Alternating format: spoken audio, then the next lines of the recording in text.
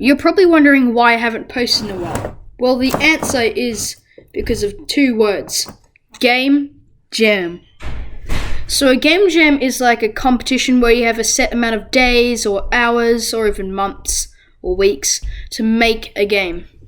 So this one I'm joining is called the Scream Jam 2020, and it's a Halloween themed. So I had to make a Halloween themed game.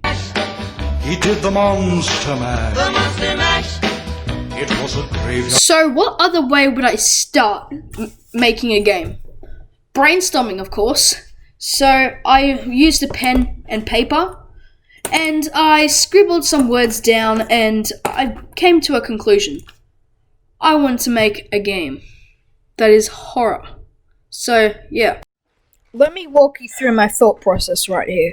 So I wanted to make a horror 2D game with a top-down movement because I've never used top-down before, so that would be pretty handy to learn. And I didn't want it to be too scary. I want it to be sort of cute. And so there'd be ghosts walking around, and you'd have a spotlight on you, the player, and you can't see anything else in the dark room besides you, the ghost, and the key, because those all glow. And these are just some health system I wanted to add, and a shooting system which I probably might add, not too sure. So I created a new game in Unity and imported a player sprite I made in Photoshop. I was completely new to top-down movement in Unity, so I did something any ordinary person would do. So after I searched it up in Google, I implemented the movement, but when I got to the animations, I went like, no. So now my guy had the movement of a freaking tank. To achieve this effect, I used a tutorial by Sunny Valley Studios, so go check it out. He did the Monster Mash. The Monster Mash. It was a great. Day 2 comes around, and today I'm focusing on the lighting and the boxes that are placed in the game. I was completely stumped on how to achieve a spotlight effect within my Unity game. So I knew that I had to place a point light as a child of my player so it could follow it, but I had no clue how to make the background dark. Eventually, I figured out that all I had to do was make the background have a material which was diffused. And because I suck at art, I use Open Game Art to get a crate design. And I think it's really, really good and fits well with my game.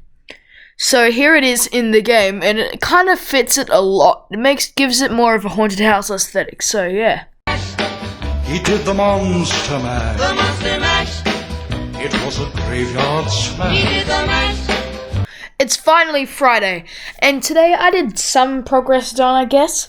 All I did was add a health system, which took me so many goes. But Blackthorn's prods tutorial helped me a lot. So basically how the script worked is my number of hearts and my health variable would like keep each other in check. So if my health variable went down, my number of hearts would change. And if my number of hearts changed, or my health went down, and the number of hearts was 3 and the health was 2, that means one of my hearts would become grey. And I just used an array of images to do that. He did the Monster Mash. The Monster Mash. It was a graveyard smash. He did the mash.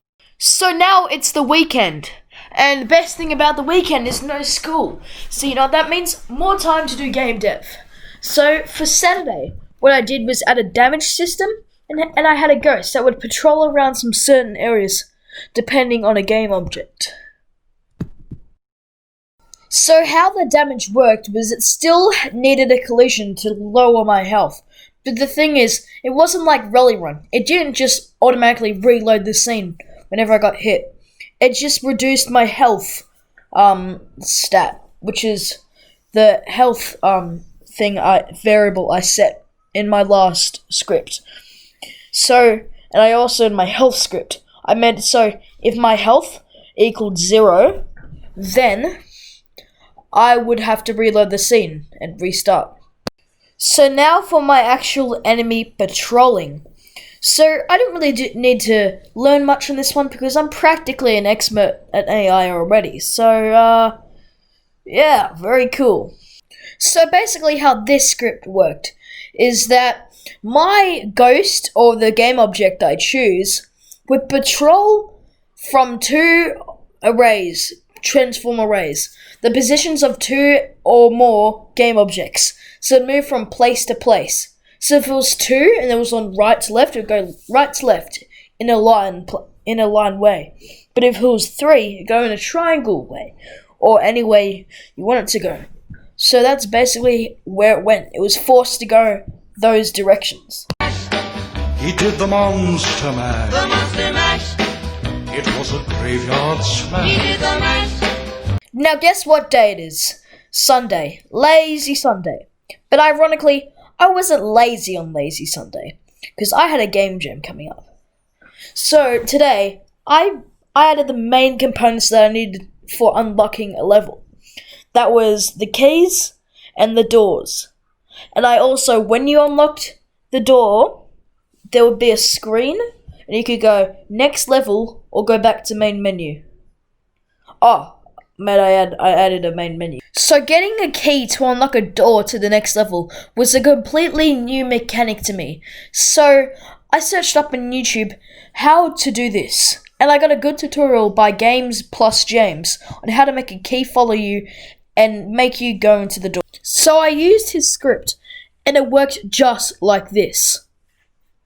So this was the awesome result I was expecting, and I loved this tutorial. So go subscribe to Games Plus James. For the main menu, you guys know the drill.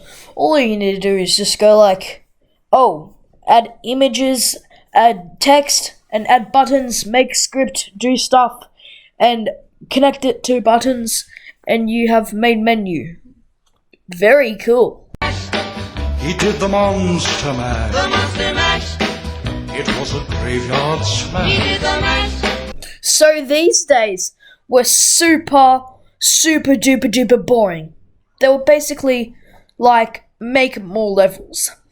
But today on Monday, there was one thing I did. I did do the same camera follow thing that I did with Rolly. So yeah. So this is probably where I'm going to end the video. So thank you everybody for watching, and yeah. The game, Spotlight Scares, is available on itch.io, and I will release the link in the description below. So, check the description and play my game, my gamers. So yeah, like, subscribe, and see ya!